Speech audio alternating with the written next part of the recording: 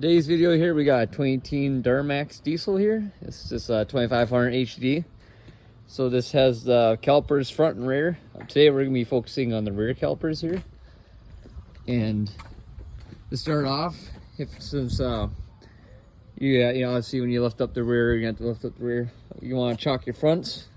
Make sure them are chocked. These have special spline drives, so you have to find your socket for it. Obviously this isn't factory, but I have aftermarket rims on this one, so I'm gonna get these tires off and show you how it's done. So now we got the tire off here. The fronts here, this is the rear obviously, but the fronts will have a Torx bolt on one of these holding this in. Obviously the rear here doesn't have anything, it just has your area for your back out screws if this is stuck or seized. And right here, the only two things you gotta take off is you got these two bolts here. They're 13/16 or 21 mil. You take these two off. They are torqued to 220 foot-pounds, so sometimes you gotta heat them up. I WD-40 these a day or two ago. But yeah, I have a 13/16 and a little breaker bar here. You gotta put a lot of pressure on them, but you take them off, and then I'm gonna pinch this line here, take this off. You'll be able to pull the caliper off, and then we can use the back out screws and pull this off. So I got these bolts off here. I did have to go off with a little bit bigger one compared to that. What I did here is I put it right here, and obviously you want to pull downwards on the pipe here on your ratchet or breaker bar, and you really have to jump on 220 foot-pounds to get seized over time.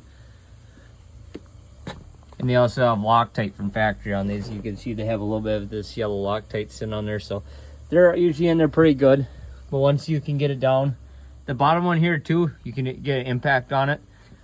I have my big Milwaukee one here that I was able to do it. So, but this one here, we're gonna have to use the breaker bar and kind of slowly move that one out. But since we got it out now, you can come over here, and I can take this pry bar here, and you're gonna pull up on it, undo this,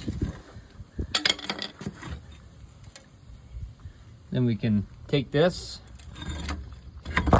pull it off, and I'm gonna grab it here.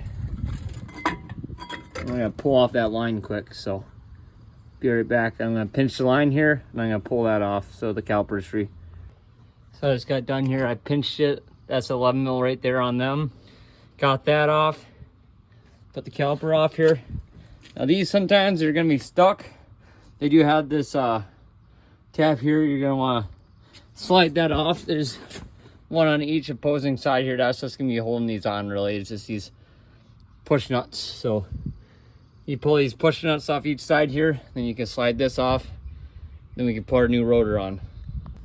So now that we got these off here, all you need to do here is you pull these off, rattle it off. I'm gonna take this off here, show you what we got here, and I'm gonna show you our newer parts that are over here.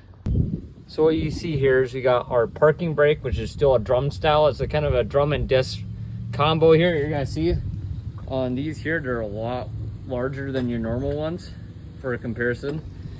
That they will hold on to this, and it's kind of like the same setup as a drum. Obviously, this is a drum.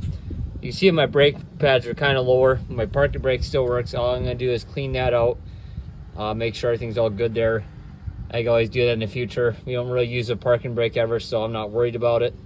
Since that's only for parking applications, you can see someone probably used it a decent bit at some point, but we're just gonna clean this up. I'm gonna clean the surface here.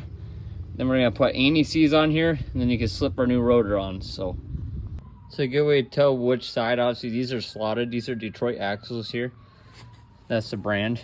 The right way to put the slotted is you want this way, go in that direction pretty much.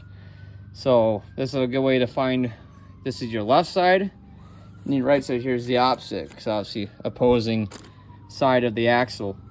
And then to test for your caliper, it's pretty much, you look at it like this, your bolt's going this way, this is held onto the rotor, this is gonna be my driver's side, then the opposite one where it's on this side is gonna be for your passenger side. So I'm gonna slap this on here. Obviously I'm gonna anti-seize this quick. I did clean it up already. So pretty much I just took a nylon brush, sanded it down a little bit, just get some of the surface rust off there and all the gunk. I cleaned it with some brake cleaner. Then we're gonna throw on some anti-seize, and then I'm gonna slip my rotor on. So I just got done here anti-seizing it. You want it like that, and I'm gonna shove this on here quick, and we can get to the caliper. I got that slid on there, and now we're gonna go to our caliper here. We're gonna throw our tabs in. This kit comes with tabs. Comes with some brake grease for the back pads on the brake. Then we're gonna throw on our brake pads right over here. Throw on some of these. So I'm gonna assemble this quick, and then I'm gonna show you how to put this on and tighten up the bolts, and we have this thing back together. So that's about as much grease you want to put on there. The idea behind that is to make it quieter, so you don't have any screeching noises. You just want to pretty much put it on the part where it's actually be rubbing on it. So just a little, pretty much in between these two pieces here, you just rub a little bit on there. That's all I did. And I'm gonna shove these in here quick. I got the tabs all lined up here, and then we're gonna throw it back on there. Now I got this all on there.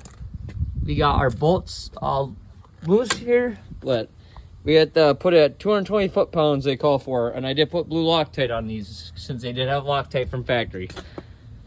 So we're gonna put this thing at 220 foot-pounds, clock that in, and be ready to go. I am not currently gonna put the push nuts back on this thing. That's mostly so it holds the rotor on if your tire were to fall off, or just in general in some scenarios you don't want a heavy piece of metal falling off, so that's why they push another or put a screw on there.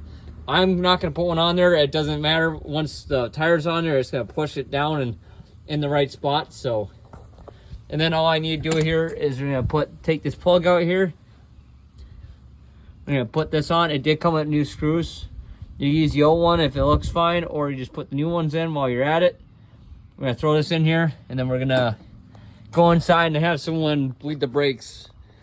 And this side would be all ready to go, and then the other side's the exact same. So I'm just gonna do this side in today's video here. But that's pretty much how it goes. It's just your basic brake job here. This is a heavier, these Duramaxes and these heavy duty Chevys and Dodges and Fords, they all have pretty similar setups. Obviously the Chevy here is pretty heavy duty. Yeah, be careful with these. These weigh over like 30 pounds, the rotors itself, and the calipers weigh about 20. So yeah, just be careful. And that's pretty much how you do a brake job on these. You can pretty much, it's just a general consensus here. I can show you in another video when I do drums next. We'll show you how to do drum brakes. This is pretty much like a drum brake. Obviously, I kind of showed you that. Called the drums here. Then you got your disc back here. But so that's the video today. It's a 2018 Duramax Denali.